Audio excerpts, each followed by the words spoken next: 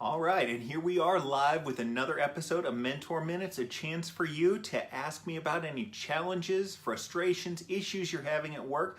Hopefully I can apply some of the theory and some of the principles of leadership to your particular challenges, get you over those obstacles and moving forward with the productivity and your leadership of your team.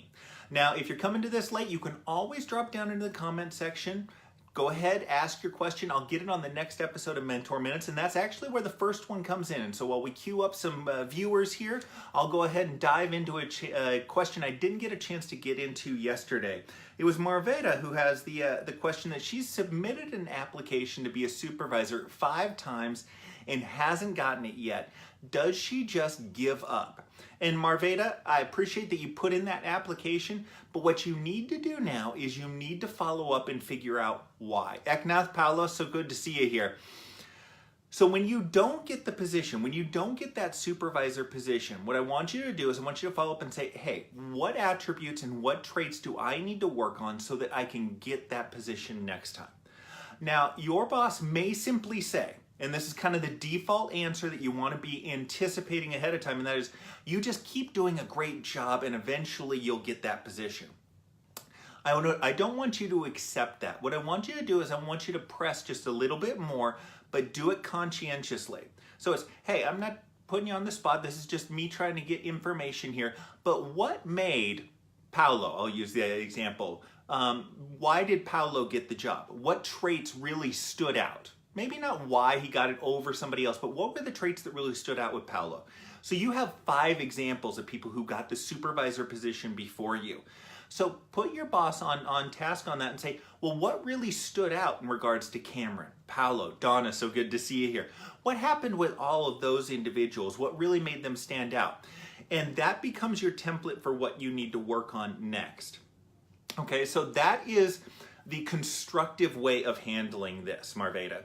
And the other thing to consider here is that you may have a personality, conflict with your boss. Camille, I'm glad you like that advice.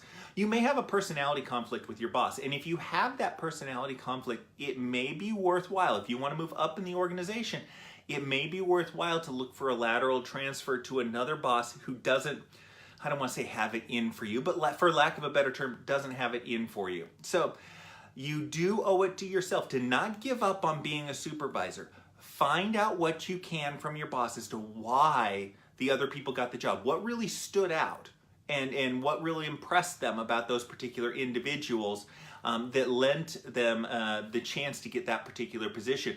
But if you don't get the answers, then you may need to transfer laterally. You may need to transfer into another organization. And I hate to say those sorts of things, but 2 reasons to leave a job. If you're not learning anything and if you don't have the ability to move up in the organization, you owe it to yourself to learn and to continue to promote yourself. So that's something that I would mention. So Marveda, great. I appreciate you putting in that question after I had signed off yesterday from the live session. And we'll keep moving on from there. And Shiab, you're right. Moving is not easy. I remember this from, almost 2 decades ago. I'm starting to feel old here. But I remember being a line level employee in a particular organization. And the people that were just complaining constantly around me, and the example is, if you're complaining, if you hate this job so much, why don't you move on? Why don't you do something to make your life better? And it's not easy, and it's not what most people look to do, Shiab, and that's the difference, I really think, between those that end up being super successful and those that stay stagnant, is just being able to get over that discomfort and the risk of moving on from that. So Marveda, take that for what it is, and I hope that you actually get some information from your boss, and you hope you're able to make those improvements and get that next supervisor position that comes up. Fritz, so good to see you here in the morning over in New Zealand. And Tanya, you're absolutely right. You have to be changing. If you aren't learning anything in your current position, if you're not learning anything, then you're not changing. You're not evolving. And if you're not learning, if you're not improving, then you're dying. You're falling by the wayside, because the whole world is progressing forward slowly but surely. Your interesting fun fact for the day is that IQs are progressively getting higher and higher and higher as the decades go along. because we introduce new concepts. We find better ways of conveying information to people. So the world is progressing forward, and you need to keep progressing as well. It's not easy. Change isn't fun, but it is something that is fulfilling once you get there. So it's one of the most important things that you can do. So I have a couple of other questions to get to. I know that I'm queuing up some questions here. So if you have questions, drop them down here. I'm going to rattle through a couple that I received offline, direct messages through Facebook and an email. So for those that want to keep things anonymous, you can always reach out to me through those channels and I'll keep you anonymous. First one is from a viewer who took my advice, asked for the promotion, asked to get the extra duties that would help lend themselves to that promotion, and did actually get promoted. They got promoted into a brand new position, key analyst. Now the thing is when they signed the job, there weren't many differences at all between what they were currently doing and what this new position entailed. And so the question is, well, what the heck does this position do? Well, without getting into the details of it, what I want you to do is I want you to go to your boss. Whoever handed that piece of paper to you to sign when you got your promotion, and I want you to ask, what 3 things could I accomplish in the next few months that would make you thrilled that I got this position? What would be 3 things that I could accomplish, that I could do for the organization, that I could do for you, that would make you thrilled that you promoted me into this position? That will help isolate what it is that you need to do. It may be that this position, newly created, is not much different than what you were doing before. A lot of times you want to take on extra duties for exactly this purpose, to create that new position. So ask your boss 3 things that would thrill them that you could accomplish. The other one is a dicey one. I got this one through email, and it's a really tough one, and it's one that you may be familiar with, and that is she has an exceptional employee, has always received really high marks on their yearly appraisals. However, in the last year, they have been not slacking off, but their performance has decreased. So the question is, how do I give a lower appraisal to this particular individual in a way that it will be constructive? So the 2 issues are staying on task and respect for authority in particular. So those are the 2 things that are causing this lower appraisal.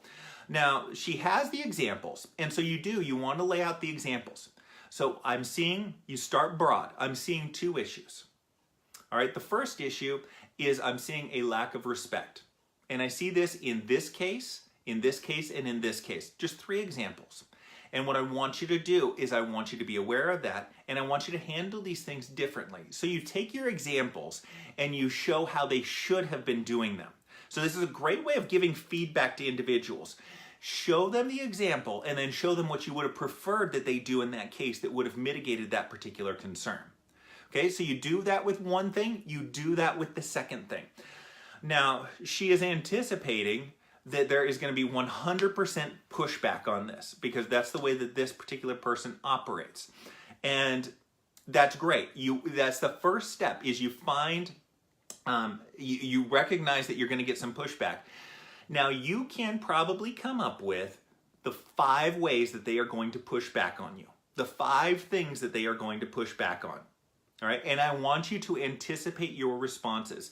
Now, the dynamic here, and if you want to get into it with me on some of the details and things, email is a great way of doing it. Direct message on Facebook is a great way to do it. You can give me those details, and we can kind of work through those. The issue is the employee is really quick on their feet as far as excuses and blame is concerned. And this manager is recognized that she's not necessarily as quick on her feet. So the employee has a little bit of an advantage. However, you can anticipate these things. What I also want you to do is I want you to slow it down. So when you have an employee who is quick on their feet, quick with an excuse, quick with, deflecting, quick with blame, all of those things, slow the conversation down and dive into your examples more. Don't accept their first deflection. Well, why did you not do this then? So if you saw that it was something that Cameron was doing wrong and you were going along with it, why didn't you go ahead and dive into some of their excuses a little bit more, but slow it down. Okay, that will help you keep things on track as much as possible. But do not get away from the examples and the way that you would have preferred that they handle it. That's another way of tackling that. Any sort of deflections, any sort of excuses that they come up with, you're already coming up with how you would prefer that they handle those sorts of things. So anticipate the 5 things that they're going to come up with to, be defensive in regards to the negative feedback, excuse me, that you are giving them, and then take it slow. And if you need to, dive into the excuses. The interesting thing is in regards to, say, respect, okay? Maybe not so much on staying on text, but so many of these things, they will actually give you an example of the behavior that you don't want to see while they are making excuses for themselves. So look for that as an opportunity, in particular respect. So they may be deflecting, she says it's entirely possible she's going to blame me in some respect for this. So that's an opportunity for you to demonstrate that you should be showing me respect, not throwing blame on me for this. Look at what I've done in this case, in this case, in this case, in this case, and in the case that you're talking about to support you. So look for those things. Anticipate the arguments that they're going to come up with, because you can probably get 80% of them right, and slow things down, and that will help you get through that. Evan has a comment, different generations in a team, diversity. So just talking briefly about this, I don't necessarily see a question here, Evan, and it may be a little bit lower here, but I am a big fan of diversity in the workplace. All right, I like diverse backgrounds. I like diverse, skill sets, that sort of thing. I think that that's a challenge from a leadership perspective, because you have to manage different people in different ways, and you have to manage those skill sets to put things together. But I view it as having more parts in which to create a good organization. You have more background to lean on when you have tough times. What is beholden upon you in that case, and to make the most of a diverse workforce, is you have to have good feedback mechanisms. So you have to be engaging the team. You have to be sharing the problems and the challenges that the organization has. You have to be open to those opportunities. That's where you get the benefit out of a diverse workforce. If you aren't engaging the team, aren't getting that feedback, then it doesn't matter that you have a diverse workforce, quite frankly, because you're not engaging them and employing them in a way that maximizes that benefit of their background. Most of the problems that you have, your employees have probably seen these same problems play out in their organizations that they've worked with prior. That's the benefit of having so many different organizations represented in your department. So reach out to them, make use of that diversity. That's the key to it. Next one comes from Abhishek. Good to see you here again, Abhishek. Working with certain clients or supervisors for a long period can drain one's energy or put one in a trauma-stuck situation. How to overcome and move forward? Good question. Good question. The first thing is you want to try to take control of this as much as possible. So is there a way to get to neighboring supervisors, maybe neighboring departments, and say, is there a way that we can help? Is there a way I can help you? So volunteer your way into assisting other departments, assisting perhaps other supervisors. Maybe take some of the best things that you've learned from dealing with your client and see if you can roll that out to your other peers. So you're coming up with a best practice that you can share with other individuals. Maybe look to leverage that as much as possible. But look to forge those bridges between departments in particular. So those, especially if you have some sort of natural stream of, product flow, project flow, service flow, that sort of thing, go upstream and downstream and ask how your department can help them do their jobs better. And that could be a way that creates that sort of natural bridge. Look to have 3 to 5 of those conversations with different supervisors, with different departments, with your peers in regards to different clients, and you'll see that something kind of triggers there, and hopefully that can kind of lead you down the path, Abhishek. Let me know if that resonates with you at all. If it doesn't, then we can kind of come back to it and keep working it, okay? That's tough sometimes when because it's not just that you feel like you're in a stuck situation, you're also perceived by others that you are in a stuck situation. They see Abhishek as in this role because you've been there for so long. So you need to kind of break that thinking, and that's also what those 3 to 5 conversations can do, is start breaking that thinking and create those opportunities for you. When you work for a very large, yes, Liz has a comment here. It's not easy to move, especially when you work for a very large company that offers great benefits and vacation time, yes. But your position is at the most senior level. You can be without getting into a management role because my office has only one boss and he plans to stay around. What to do in this situation? Well, you're not trapped, Liz. Flat out. I mean, that's just it. You're not trapped. And don't think of it as that way. If you're in a very large company that offers those great benefits, what is the lateral move that you can make? Okay, maybe it's even, and I don't like to recommend this, maybe it's actually a lateral move down into another department. You can reference that your boss isn't going anywhere and you want to move up in the organization. So in that case, you have to go somewhere else. And that's the way that I would look at it. The other thing is you can look at other organizations. You can look at small companies that have larger scopes to that position.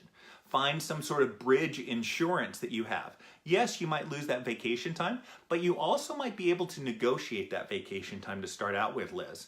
For valuable employees, oftentimes that's something that's flexible. Hey, you know what? For the first 6 months, we'll call it probation, no vacation, but at 6 months, I'd like to have 2 weeks of vacation, and then I would like to have 3 weeks every year after that. So you can negotiate these sorts of things. And if they're not willing to negotiate, and if that's important to you, and it should be, then you don't take that particular job. But you can see what's out there. You can kind of dip your toes in the water and see if something jumps out at you. But especially if it's a large organization, look for those lateral moves across where you can then choose a different ladder to go up. That's it. But don't get yourself stuck in that trapped thinking. You are not trapped.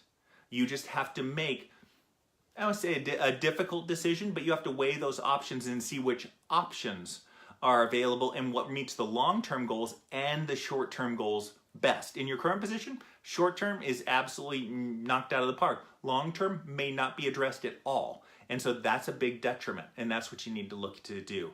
I hope that helps out, Liz. I know sometimes it can seem kind of obvious, but it's those obvious decisions and those obvious choices that we have to make that are sometimes the most difficult to get past. And so I hope that was helpful to you. I have caught up on questions here, so anybody who's got any questions, any concerns, anything that's going on this week, here we are, we're in the middle of the week. So if there's anything that you've been procrastinating on because there's a particular issue with it or a particular obstacle, those are all great things to drop down here in the comments, and I can go ahead and tackle those as we move along. You know, I'm kind of doubling back to the question that I received in regards to giving that lower appraisal to somebody who has generally received really high marks. And I think one thing to consider in this is that this was probably a long time coming. It isn't just that they slacked off in the last year. I would propose that they had inertia moving up, and it's actually been a couple of years coming. And so I know that this particular manager is nervous about it, and they're kind of playing it around in their mind. So get specific with it. But the other thing to realize is that this is something that's been needing to happen for a while, probably not just for 1 year. Too often we take and excuse poor performance in the immediate time frame based on the fact that they've had excellent performance in the past. And that's not good for the team at all. You need to keep things in the moment, and you need to make things as black and white as possible. So having examples, having metrics that you can show people. That's one of the things that is discussed a lot here is when you do have that excellent employee who isn't up to speed but thinks that they're still fantastic, how do you turn that person around? You do that with hard metrics. And when you don't have numbers, sales numbers, invoices processed, orders shipped, that sort of thing, when you don't have those hard numbers, then you use examples. And it's okay to have in your repertoire a few examples where they did things right, because that also kills their defensiveness as well, because you're acknowledging the good as well as the bad, but you can acknowledge that there's been more of these instances that are negative that have been occurring. So keep the conversation going. These things should not be a surprise to the workers and the people that you're dealing with. They may be defensive, they may not want to hear it, but it should not be a surprise to them because you should have been having some of these conversations. And so that becomes kind of a challenge for you as well, that this is something that should encourage you to have those tough conversations, to confront issues when they come up so that it isn't as much of a surprise later on. And that's something that any great leader should do. So I'm going to go into my closing spiel here. If you've got a comment, question, concern, go ahead, drop it down into the comments here, and I'll tackle it. Otherwise, I'll sign off here. But appreciate everybody with any questions that you have. Again, any long form questions you have, anything that's a little bit more detailed that you don't want to drop into the comment section here, go ahead, send it to me through email, cm@cameronmorsey.com. Shoot me a direct message on Facebook. Anytime when you got to do those long form ones, I like the details behind it. That's the big challenge of this particular format, is I don't always have all the details. So if you want to give me those details, I can give you a more rounded out response to it. Dina did get in a question here, and that is, why is it so challenging to find even a part-time position as an older woman who has an education, has a career, doesn't want benefits, only a position? I am looking, I'm not looking for high income. Interviews are embarrassing and always brief. I don't have words to express how humiliating this process is. My previous position was eliminated to make room for less experienced younger employees who could be paid less. You know, I don't know, Dina, quite frankly. And the only saving grace to this is you wouldn't want to be a part of an organization that does treat you like this.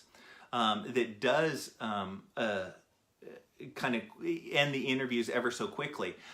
I would throw out that the first thing that you need to address is why you want the part-time position. Why you want a position that is less than what you were doing before. All right?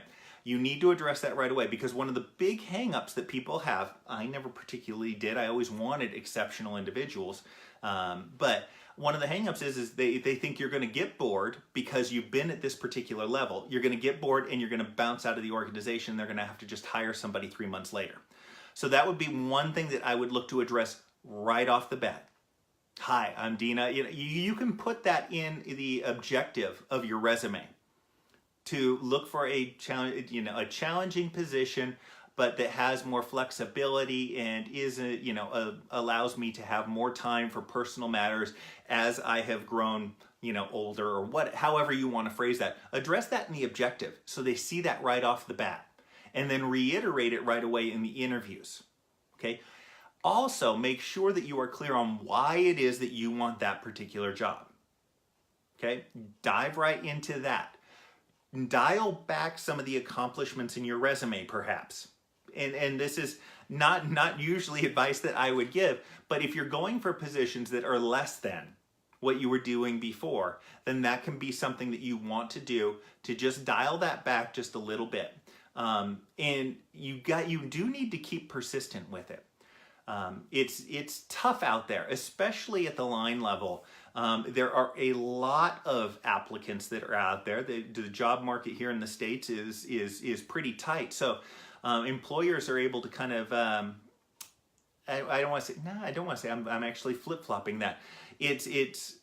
They're just looking for the right people, and it takes a while.